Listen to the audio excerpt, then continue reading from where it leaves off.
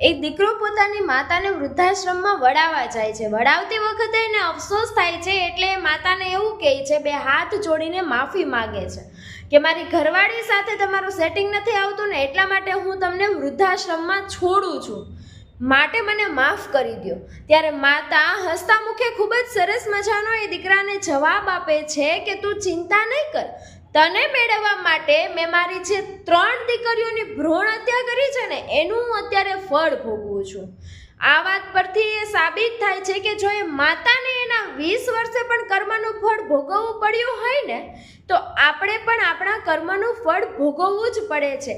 સારા કરો તો સારું ફળ મળે છે, ખરાબ કર્મ કરો તો ખરાબ ફળ મળે છે. પણ અત્યારની આ દુનિયામાં, અત્યારના આ સમયમાં આપણા વિચારો એવા છે કે આપણે કંઈક થોડુંક એવું ખરાબ કામ કરી નાખીએ, પરંતુ જો આપણા સારા કર્મનો ભાર ઊંચો હશે ને, તો આપણું ખરાબ કર્મ છે તે ભૂસાઈ જશે. પણ ઉપરવાળાની અદાલતમાં આવા કોઈ પણ પ્રકારના નિયમો નથી.